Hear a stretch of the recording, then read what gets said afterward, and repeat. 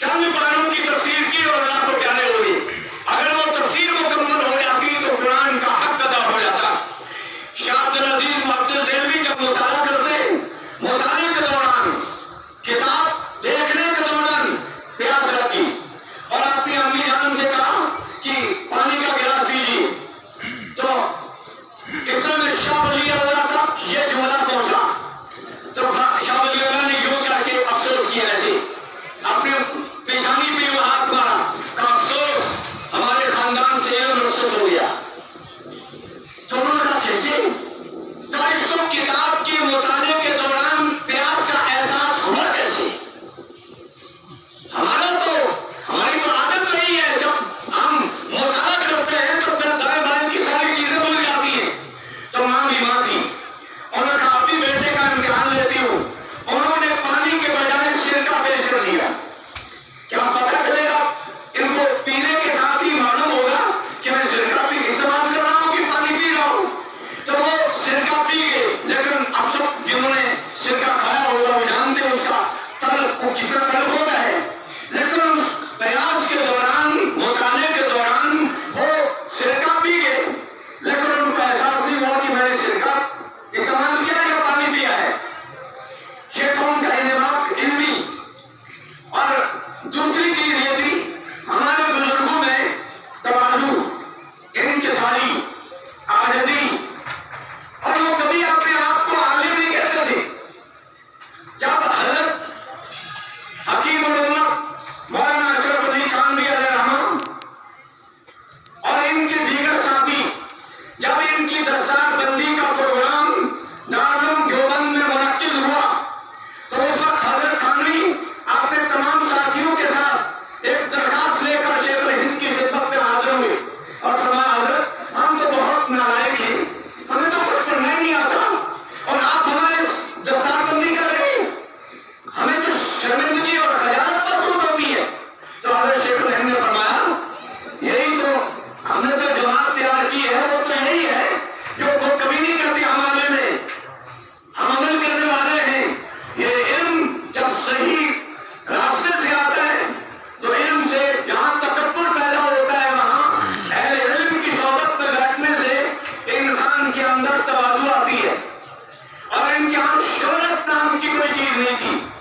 کیا ہمارا پرچار کیا جائے، گلی گلی میں ہمارے نام لکھے جائے، ہمارے نام پر فلاں بلڈنگ تعمیر کی جائے، عمارت بنائی جائے، روڈ بنائے جائے، کنواں بنایا جائے، فلاں کام کیا جائے. اس چیز کو یہ قطعاً پسند نہیں کرتے تھے، بلکہ ان کا اصل کام یہ تھا کہ وہ علم دین حاصل کرنا، دوسروں کو سکھانا، ان کے اندر ولایت کا جذبہ اور ولایت کی کہ وہ چیزیں ان کو سکھا دینا جو ان کے اندر کسرِ نفسی، سب کچھ ہونے کے باوجود کچھ نہ سمجھتے تھے اپنے آپ کو. یہ تھا ہمارے بزرگوں کا طرز عمل. اور ضرورت اس بات کی ہے کہ جن کی دستار بندی ہو جاتی ہے وہ سمجھتے ہیں ہماری دستار بندی ہوگی،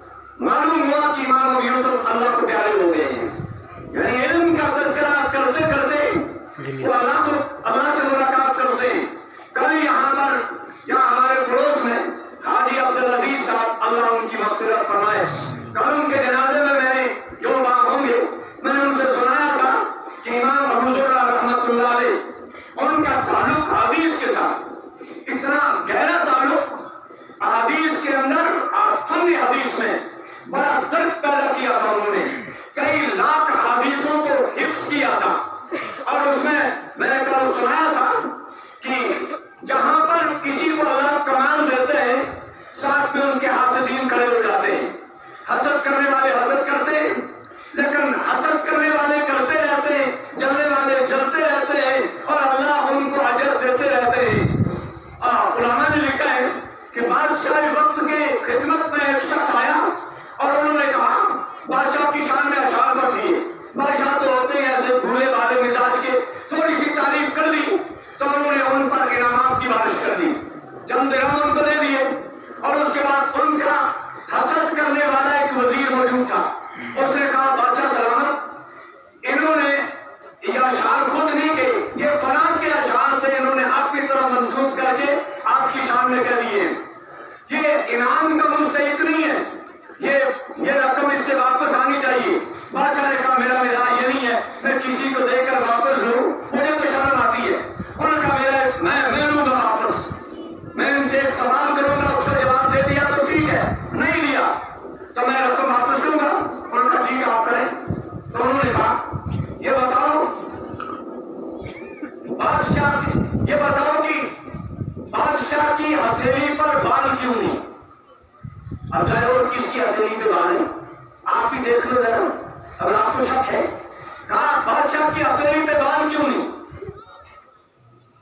اس کا جواب دو. اس نے کہا بادشاہ سلامت اتنے سخی ہیں, اتنی سخاوت کرتے کرتے ان کے بال جھڑ گئے. بادشاہ اور خوش ہوا, اس کو اور انعام دے دیا, اور جلنے لگا. اس نے کہا یہ بتا کہ تیری ہتھیلی پہ بال کیوں نہیں؟ انہوں نے کہا بادشاہ سلامت اتنا سخی, وہ سخاوت ان کی تو سخاوت کرتے کرتے بال جھڑ گئے, میرے لیتے لیتے جھڑ گئے. وہ اور چلنے لگا کہ اور 10,000 کا انعام اور لے گیا. اس کا ابھی ایک سوال میرا اور باقی ہے. میں اور صاحب اچھا یہ بتا کہ میری ہتھیلی پہ, وہ حاسد کہنے لگا میری ہتھیلی پہ بال کیوں نہیں؟ انہوں نے کہا بادشاہ کے تو سخاوت کرتے کرتے جھڑ گئے, میرے لیتے لیتے جھڑ گئے, تیرے افسوس سے ہاتھ ملتے ملتے جھڑ گئے. اس لیے اللہ جس کو کمال دیتے, امام ابو حنیفہ کے حاسدین, امام بخاری کے حاسدین, امام بخاری کو بخارا سے نکال دیا, امام مسلم کے خلاف بغاوت, امام راضی کے خلاف بغاوت, امام غزالی کے خلاف بغاوت, امام غزالی کی کتابوں کو آگ لگا کے جلا دیا گیا. اتنا عارف باللہ جس نے اس زمانے کے فلسفیوں کی آنکھوں میں آنکھیں ڈال کر اور ان کو چیلنج کر کے اسلام کا پرچم لہرایا تھا, امام غزالی کو معاف نہیں کیا, امام راضی کو معاف نہیں کیا, امام بخاری کو معاف نہیں کیا, امام ابو حنیفہ جیسی شخصیت کو معاف نہیں کیا. میں اور آپ کون رہے؟ تو بہرحال وہ حاسدین ہر مجلس میں ہوتے ہیں. امام ابو زرع کے حاسدین کھڑے ہو گئے. ایک صاحب نے کہا امام ابو زرع بڑے محدث ہیں, لاکھوں حدیثوں کے حافظ ہیں. پاس میں دوسرا کھڑا ہو گیا, کہنے لگا وہ ان پڑھ آدمی ہے, اس کو کوئی پتہ نہیں حدیث کا. تو ان کے محبت کرنے والے عقیدت مندوں میں سے ایک کھڑا ہو گیا. اس نے کہا میں قسم کھا کے کہتا ہوں امام ابو زرع کو اگر 3 لاکھ حدیثیں یاد نہ ہو تو بیگم پر طلاق. اب قسم کے جوش میں کھا گئے, لیکن اب خطرہ ہے بیگم نہ طلاق سے چلی گئی. اب پریشان ہوئے, امام ابو زرع کی خدمت میں حاضر ہو گئی اور ان سے عرض کیا حضرت میں تو حقیقت میں جوش محبت میں قسم کھا چکا ہوں, لیکن اب یہ بتاؤ بیگم بچی ہے یا نہیں؟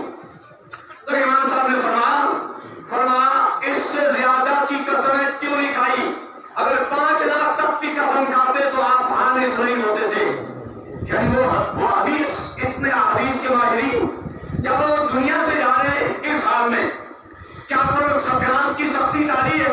امام مسلم پاس میں بیٹھے, امام ابو حاتم پاس میں بیٹھے, دیگر محدثین علم حدیث کے بڑے بڑے امام پاس میں بیٹھے, لیکن یہ امام ابو زرع سب کے استاد تھے.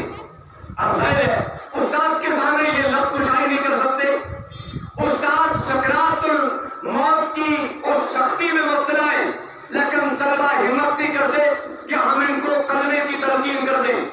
اب سب شاگردوں نے مشورہ کیا کہ استاد کی آخرت صحیح ہو جانی چاہیے,